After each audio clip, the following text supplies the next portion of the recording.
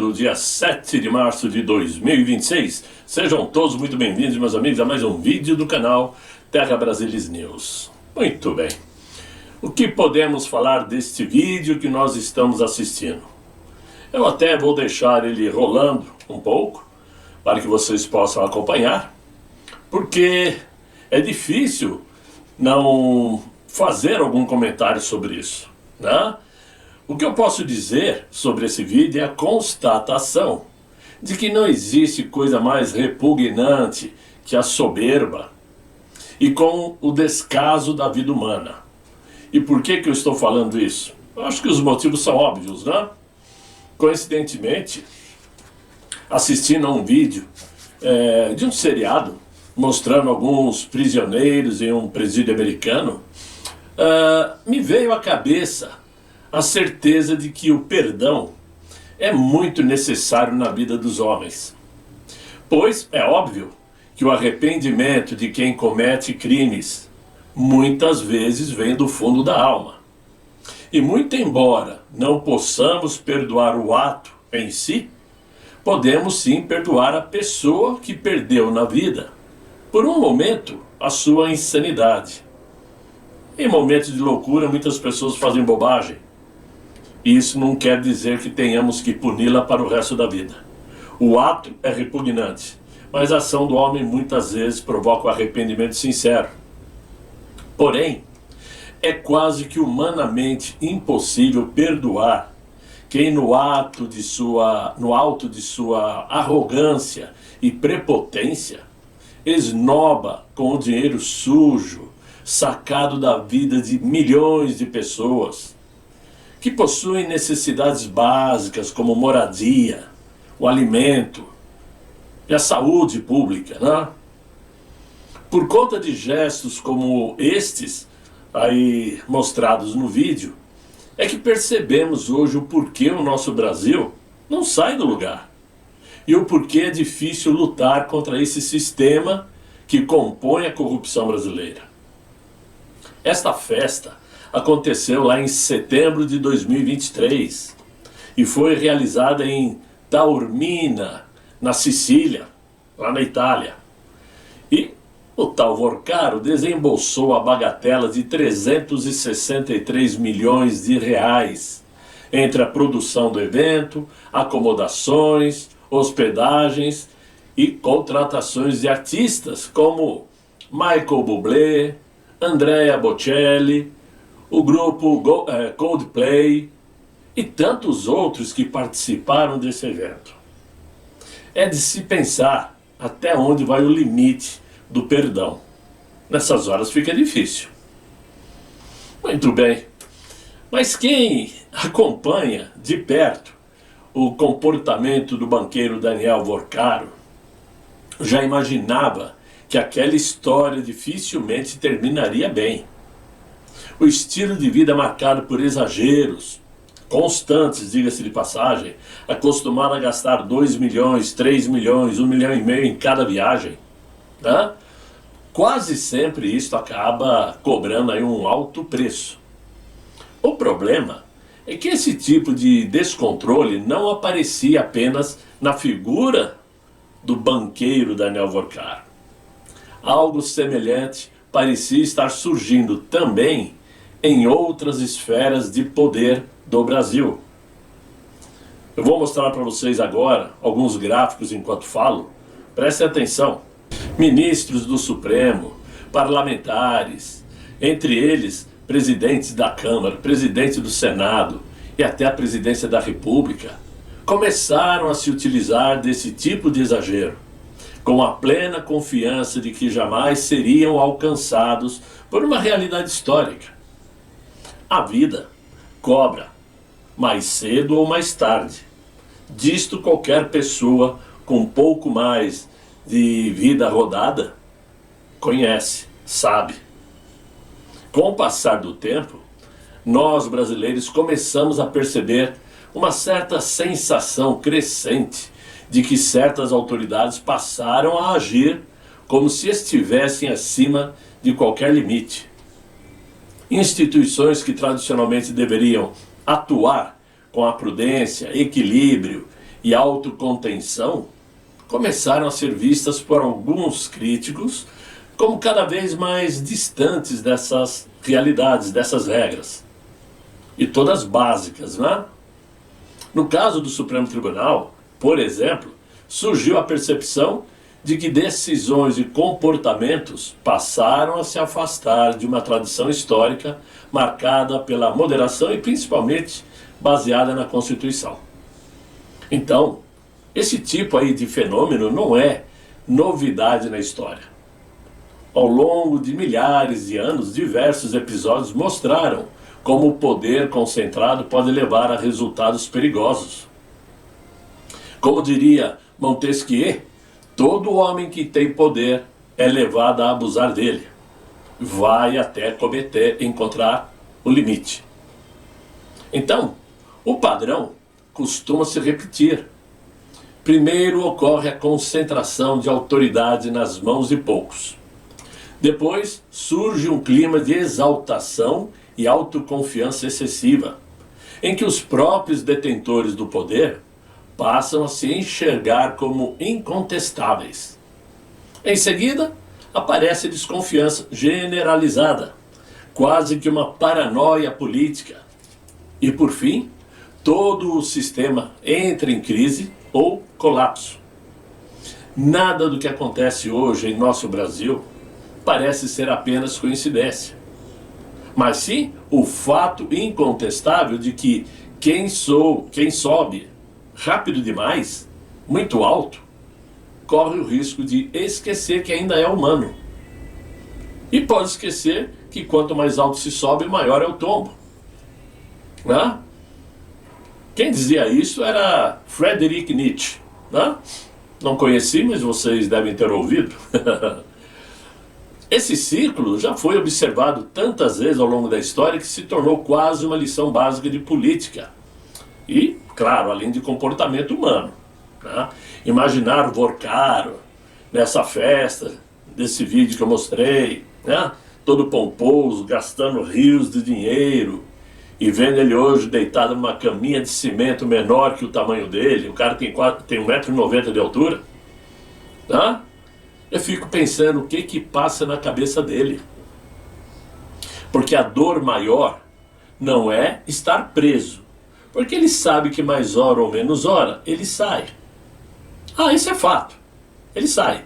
O que dói mais é imaginar que há pouco tempo atrás ele rodava o mundo em festas luxuosas, né? Reuniões suspeitíssimas, recheadas de canapés, uísques, champanhes, vinhos caros. E agora está restrito a uma celinha aí de 6 metros quadrados, 7, não importa. Nem que fosse 10. Tenho certeza que o temor que ele sente agora, a depressão que ele sente agora, nem de perto chega ao que sofre o nosso presidente Jair Bolsonaro. Porque o nosso presidente tem motivos para sofrer e sentir o que sente agora. Certamente ele sofre. Só que Bolsonaro é inocente. Então a dor do Bolsonaro é porque ele é inocente. O Vorkaro não. O Vorkaro sabe o que fez. Sabe que fez porque quis fazer. Enquanto ele está em cana, todos aqueles que participaram junto dele com esses esquemas estão soltos. Ele fica pensando, aquele cara tinha que estar preso, mas não está. Só se eu abrir o bico. Mas aí é o grande problema. Será que ele pode abrir o bico? Quem é que garante? Falar abertamente, quem é que garante a vida dele? Não? Então, tudo isso é algo conhecido, que parece até aquelas respostas simples encontradas em antigos almanaques. Quando o poder acredita que pode tudo, normalmente o desfecho acaba sendo problemático. Fato é que o poder sem limites tende a perder o equilíbrio e por isso civilizações criaram leis, freios institucionais e separação de poderes, justamente para impedir que a confiança no poder se transformasse em arrogância e depois em crise. Esse pessoal parece que ignora tudo isto. Tá? Agora, tudo isto talvez sirva para uma coisa. Sirva para responder a quem pergunta o porquê Jair Messias Bolsonaro se transformou em mito, principalmente para os conservadores brasileiros. Porque com quase 35 anos na vida pública, Jair Messias Bolsonaro teve todas as oportunidades para se mergulhar no rol dos corruptos, para levar vantagem, para tirar proveito. Lá no início de seu mandato, ele e os outros parlamentares lá no Rio de Janeiro foram presenteados com um Opala. Vocês já devem ter visto, quem assiste meus vídeos desde sempre, eu já falei sobre isso. Vocês devem ter ouvido em outros lugares. Ele ganhou um Opala, lá do Congresso, não, da Prefeitura do Rio. Só que ele devolveu esse Opala. Né? Então, ele teve as oportunidades para tirar proveito das mamatas políticas, né? Mas por obra de sua honradez, respeito aos mais necessitados, já que ele mesmo veio de uma criação muito simples, né? Então ele soube administrar sua carreira a ponto de seu nome, né, não estar envolto em qualquer tipo de maracutaia. Nenhum escândalo político tem o nome de Jair Bolsonaro como participante. Senão a imprensa teria mostrado. Seus maiores crimes? Ele importunou a baleia jubarte. Esse foi o maior crime dele. Ele andou de jet ski na praia. Ele falou palavrão. Esses foram os crimes de Jair Bolsonaro. Mas não apareceu uma única nota promissória assinada por ele, sem pagamento efetuado, nenhum cheque sem fundo, nenhuma digital de Jair Bolsonaro em qualquer documento, muito mais em alguma minuta de golpe, nunca apareceu. Por isso ele é mito. Por mais que o sistema, através da imprensa consorciada, tenham tentado jogá-lo contra as pedras, ou tenham tentado colocar pedras no seu caminho. Essa imprensa que agora clama por limites ao Supremo Tribunal, clama por responsabilização de Alexandre de Moraes e de Dias Toffoli, reclamam porque um tal banqueiro ameaçou quebrar os dentes de um deles. Vocês da imprensa ajudaram a criar o monstro, né? E o monstro agora se voltou contra vocês. Simples assim. Vocês vão querer apoio de quem? Dos conservadores? Sinto muito, se depender de mim, Paulo Alves, eu quero que vocês assumam a bronca. De mim não terão nenhum apoio. Não é porque Malu Gaspar resolveu falar aí que nem papagaio, que a Globo agora está destilando veneno, que eu vou elogiar. Não, negativo. Vocês plantaram, vocês que colham. Simples assim. Agora, enquanto muitos em Brasília preferem resolver os assuntos mais delicados em jantares, aqueles jantares discretos e conversas de corredor, o ministro André Mendonça demonstrou aí um estilo bem diferente de atuação nesse episódio do caso Master, que culminou na prisão de Daniel Vorcaro. No início desse mês, o Mendonça estava lá na Garo University Frankfurt, participando do programa acadêmico Dinter, na cidade de Frankfurt, né?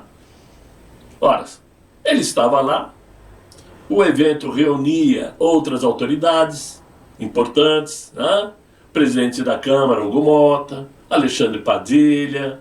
Então, a turminha de sempre estava por lá. Mas ao contrário do ambiente social que normalmente acompanha esses encontros, desse tipo jantares, conversas informais, né? Papos discretos, networking político. Independente disso, André Mendonça escolheu um caminho diferente. Quando ele recebeu na sexta-feira anterior a representação da Polícia Federal, solicitando a prisão preventiva de Borcaro, no âmbito da Operação Compliance Zero, o ministro simplesmente se recolheu ao trabalho.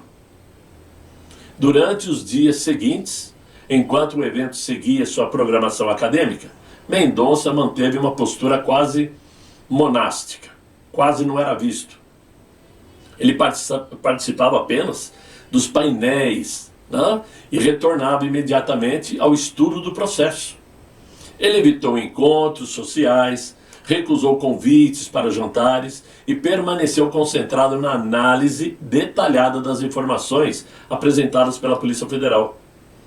Era uma decisão pesada, daquelas que exigem não apenas técnica jurídica, mas também firmeza institucional. E cada documento, cada linha da investigação precisava ser examinado com rigor, pois estava em jogo uma operação de grande impacto político e financeiro.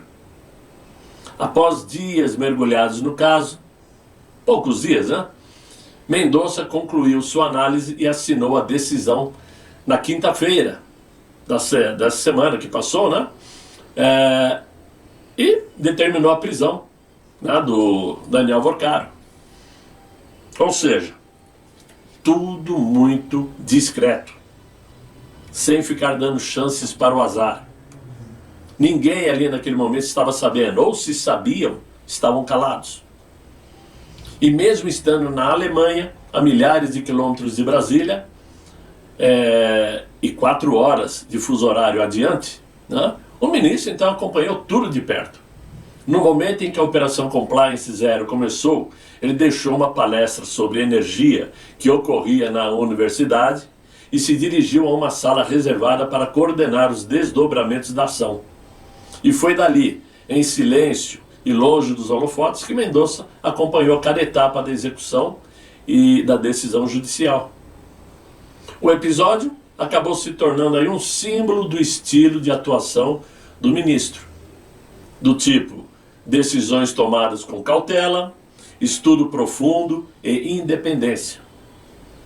Enquanto muitos imaginavam que as engrenagens do poder poderiam proteger interesses consolidados, Mendonça mostrou que a justiça, quando exercida com disciplina e convicção, não depende de proximidade com o sistema. Depende apenas da força da lei e da responsabilidade de quem pratica. De quem a pratica, né? Agora, como resultado disto tudo, o que nós vemos hoje e o que a própria imprensa está citando, está dizendo, fofocando, é que realmente tanto Alexandre de Moraes como Dias Toffoli estão dentro daquela panela de água morna que está sob o fogo. Eles estão sendo cozidos e vão ser obrigados a pular fora. Ou serão colocados para fora se um tal presidente do Congresso Nacional, o senhor Davi Alcolumbre, criar vergonha na cara. Por quê? Por quê? Porque evidentemente que não existe mais clima para os dois ministros dentro do próprio Supremo Tribunal. Muito embora o senhor Flávio Dino esteja também enterrado até a testa nessa história. Só que, como talvez o cara seja mais esperto, vou falar assim, falou pouco, não se colocou tanto, né? Ou seja, já que o nome dele não aparecia no início, ele preferiu trabalhar nos bastidores, ficar quieto. Mas o xerifão não, o xerifão já estava a 1000 por hora. O xerifão já estava na crista da onda, no cenário internacional, inclusive como a muralha, né? A muralha da democracia. Só que nessas alturas, essa muralha ruiu e caiu em cima do Toffoli também. Então está Alexandre de Moraes e Dias Toffoli fritos, né? Fritos. E é quase que certo que, obviamente, por conta de uma tentativa de salvar algumas imagens, pode ser que o Senado acabe abrindo algum processo de impeachment contra Alexandre de Moraes ou Dias Toffoli. Será necessário queimar um, pelo menos um, para tentar acalmar e baixar a poeira dessa sujeira que saiu de dentro do Supremo Tribunal Federal. Até porque, no caso do Dias Toffoli, até o Inácio quer que ele caia. Até o Inácio quer ele fora. Então, é claro que vai sair alguma decisão aí espantosa de tudo isso que está acontecendo. Por quê? Se por um acaso nada acontecer com tudo isso que está ocorrendo hoje, se tudo terminar em pizza como costumeiramente acontece, aí, meus amigos, sinto muito dizer, mas é melhor fazer as malas e picar a mula. É melhor ir morar lá no Irã, porque aqui não está ficando tão diferente, não. Aqui, muito embora o pessoal tenha toda a liberdade de sair à vontade nas ruas, ir para as praias, pular o carnaval, só que já não vai ter dinheiro para comprar comida. Não vai haver condições de vida para o povo. Isso é certeza, porque a situação está indo para esse caminho. Até para terminar esse vídeo, lembrando que hoje Donald Trump inaugurou como que fala? Vou até abrir aqui para não falar bobagem. Inaugurou lá a cúpula, né? Vamos ver aqui.